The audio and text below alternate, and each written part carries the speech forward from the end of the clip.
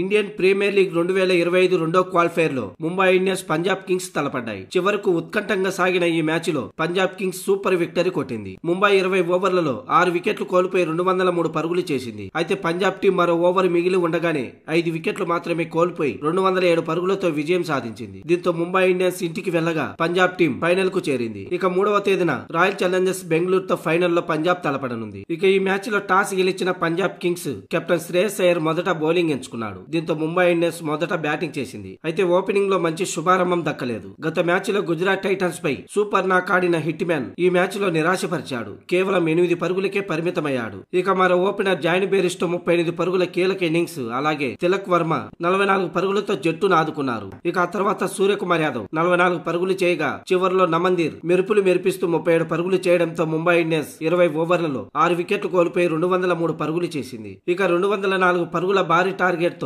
బరిలోకి దిగిన పంజాబ్ కింగ్స్ కు ఆరంభంలోనే షాక్ తగిలింది. 6 పరుగులకే ప్రభ్ సిమ్రాన్ సింగ్ వికెట్ ను కోల్పోయింది. ఇక ప్రియాన్ సారే కూడా పెద్ద ఇన్నింగ్స్ ఆడలేకపోయాడు. 20 పరుగులే చేసి పేలో చేరాడు. అయితే జోస్ ఇంగ్లీష్, శ్రేయస్ అయ్యర్, ఇక నెహల్ వదేరాలు దూకుడుగా ఆడుతూ పంజాబ్ కు అద్భుత విజయాన్ని అందించారు. జోస్ ఇంగ్లీష్ 21 బంతుల్లో 38 పరుగులు చేశాడు. తన ఇన్నింగ్స్ లో 5 ఫోర్లు 2 సిక్సర్లు ఉన్నాయి. ఇక నెహల్ వదేరా చివర్లో 48 పరుగుల కీలక ఇన్నింగ్స్ ఆడాడు. ఇక అతి ముఖ్యంగా శ్రేయస్ అయ్యర్ కెప్టెన్ నాక్ ఆడాడు. అద్భుతమైన హాఫ్ సెంచరీతో పంజాబ్ కు సూపర్ విజయాన్ని అందించాడు. 87 పరుగుల తన అజయ్ ఇన్నింగ్స్ లో 5 ఫోర్లు 8 సిక్సర్లు బాదాడు. దాంతో 19 ఓవర్లలోనే 207 పరుగులు చేసి పంజాబ్ కింగ్స్ విజయం సాధించింది. మొత్తానికి 5 వికెట్ల తేడాతో ముంబైని ఓడించి ఫైనల్లోకి దూసుకెళ్లింది పంజాబ్ కింగ్స్. ఇక ఈ మ్యాచ్ ఓటమితో ముంబై కెప్టెన్ హార్దిక్ పాండ్యా ఒక్కసారిగా భావోద్వేగానికి గురయ్యాడు. మొత్తానికి టార్గెట్ అయితే గట్టిగానే ఉన్నప్పటికీ ముంబై బౌలింగ్ లో తేలిపోవటం ఓటమికి ప్రధాన కారణం. ఇక బ్యాటింగ్ లో అదరగొట్టిన పంజాబ్ కింగ్స్ 11 ఏళ్ల తర్వాత ఫైనల్లోకి అడుగు పెట్టింది.